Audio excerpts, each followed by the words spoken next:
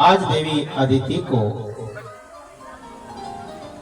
उनके पुत्रों का खोया हुआ राज्य महाराज बलि से मांगा।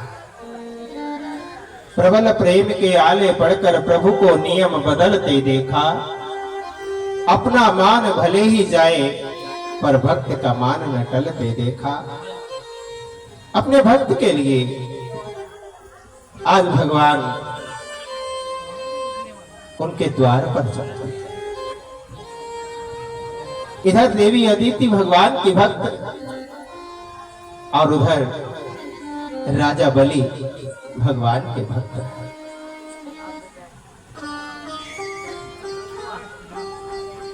आज अपने भक्त के सामने जाकर के भगवान अपनी माता देवी अदिति के लिए उनके पुत्रों का खोया हुआ राज्य कैसे मांग रहे हैं, चिंतन कराते हैं, मनन कराते हैं, मां को विश्वास दिलाकर जाते हैं, मैं तुम्हारे पुत्रों का खोया राज्य वापस लेकर आऊंगा। और बलि के द्वारे पर छोटे से बटुक बनकर गए हैं, नन्हे से बालक बन के गए हैं। 52 अंगुल का शरीर है उनका, सुंदर सा सोहना सा मोहना सा शरीर, गले में जनेऊ, सिर पर दिव्य छाता, हाथ में कमंडल, पैरों में खड़ाऊ।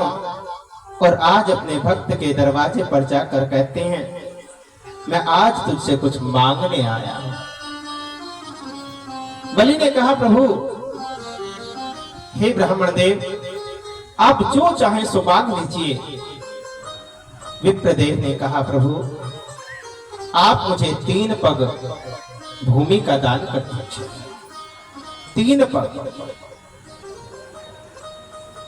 बलि ने कहा, प्रभु मांगा भी तो क्या, 3 पग। भगवान ने कहा, वो भी मेरे, आपके नहीं, वो भी मेरे। प्रभु आप इन नन्हे नन्हे कदमों से 3 पग भूमि लेकर करेंगे क्या? इतने में तो आपका आसन भी नहीं आएगा। बोले वो चिंता मेरी है, उसकी आप चिंता मत करना, मेरे 3 पग मुझे दीजिए। तो नारायण ने आज 3 पग भूमि मांगा है और बलि ने वचन दिया और भगवान के चरणों में शीश झुकाया। तो जैसे ही प्रथम पग में भगवान आकाश का आच्छादन करने लगे तो तत्काल भगवान के पांव का अंगूठा कट जाता है, थोड़ा सा छीण हो जाता है, तो वहां से गंगा जी का प्रादुर्भाव हो जाता है। बोलिए गंगा मैया की। चरणों से गंगा निकली। इस गंगा को यदि भूमि पर गिर जाए तो निश्चित रूप से विनाश हो जाएगा। तत्काल ब्रह्मा जी ने अपने कमंडल में धारण कर लिया और ब्रह्मा जी के कमंडल में गंगा मैया समा गई।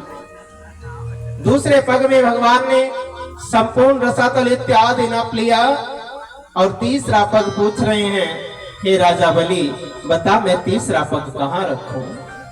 तो बलि ने कहा, प्रभु मैंने अपनी सारी संपत्ति आपको दिया, जिसको मैं अपनी मानता था। तेरा तुझको अर्पण क्या लागे मेरा। हे दीनानाथ मैं आपको सर्वस्व समर्पण करता हूँ। तीसरा पग मेरे शीश पर धर लीजिए। और जैसे ही भगवान ने तीसरा पग शीश पे रखा तो स्वयं श्री बलि को पाताल में भेज दिया। बलि के दान से बड़े प्रसन्न भगवान ने कहा, बलि मुझसे वचन मांगो। बलि कहता है, प्रभु देनदार कोई और है, देवत वेदिन लैन और लोग मोहे दानी कहे इस विध नीचो नैन। आपने अभी तो मुझसे मांगा था और अब आप कह रहे हैं कि मैं आपसे मांगू।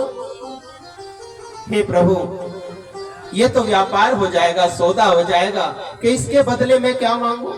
हे दीनानाथ मुझे बदला नहीं चाहिए, मुझे अपने दान का बदला नहीं चाहिए। यदि आप देना चाहते हैं, कृपा करना चाहते हैं तो बस इतनी कृपा करना, मैं देखूं जिस ओर भी सामने मेरे नारायण। मैं जहां भी देखूं मेरे भगवान मुझे खड़े हुए नजर आने चाहिए।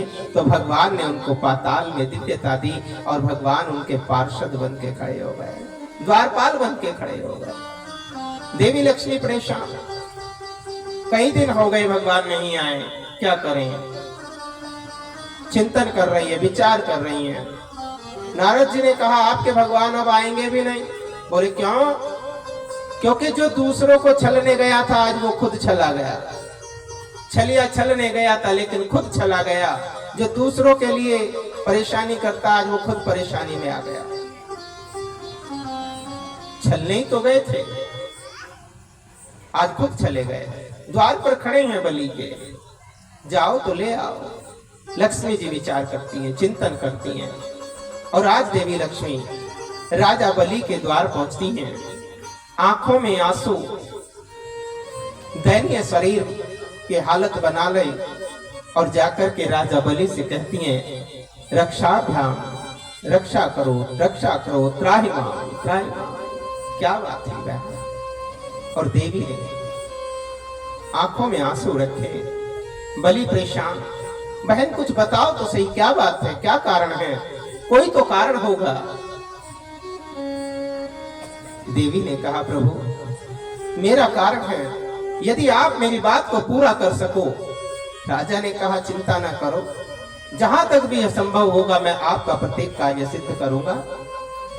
आज देवी लक्ष्मी ने अपने आंचल से एक धागा निकाला और राजा बलि के हाथ में ये न बद्धो बलि राजा, बलि के हाथ में बांध दिया कंडा। और जैसे ही कंडा बांधा तो रक्षाबंधन का त्योहार शुरू हो गया। आज अपनी बहन की रक्षा करूंगा, बोलो क्या चाहिए? तो बहन ने क्या मांगा? भैया मुझे तेरा द्वारपाल पसंद आ गया, मुझे मेरा वो द्वारपाल लौटा दे। बलि समझ गया ये कोई और नहीं, साक्षात देवी लक्ष्मी आई हैं और देवी लक्ष्मी को नमन करता है। आज देवी लक्ष्मी अपने भाई पर कृपा करती हैं। आज नारायण स्वयं बलि पर कृपा करते हैं और बलि कहता है प्रभु क्या मैं एक बार भी वर्ष में अपनी धरती को नहीं देख सकता? जिस धरती पर मैंने जन्म लिया क्या उसका दर्शन मुझे नहीं होगा? तो देवी लक्ष्मी ने कहा आपको वर्ष में 5 दिन दिए जाते हैं, 5 दिन के लिए आप धरती पर आया करेंगे और धरती का स्वराज्य देखा करेंगे। कितना सुंदर राज होता है धरती पर। तो आज राजा बलि जब धरती पर आते हैं कार्तिक के महीने में त्रयोदशी तिथ्याम यानी धन्वंतरी जयंती, धन्वंतरी जयंती, नरक चतुर्दशी, स्वयं दीपमालिका, गोवर्धन और भैया दूज, यम तृतीया, 5 दिन ये जो दीपावली के 5 दिन होते हैं, इन 5 दिन में देवी लक्ष्मी इस धरती का भ्रमण अपने भाई के साथ करती हैं, यह स्वयं श्री बलि के साथ करती हैं। और बलि इस राज्य को देखकर प्रसन्न होता है कि जैसा मेरा राज्य था आज भी वैसा ही है। सबके घर में खुशियां हैं, सबके घर में दीप जगे हैं, सबके घर में आनंद है, सबके घर में मिठाई मिष्ठान इत्यादि होता है। और इसको देख करके बलि प्रसन्न होता है और पुनः अपने लोक को चला जाता है। बोले सच्चिदानंद भगवान की। तदोपरांत सुखदेव स्वामी से परीक्षित कहता है प्रभु मेरी जिज्ञासा भगवान का चिंतन सुनने की अति से बढ़ती जा रही है।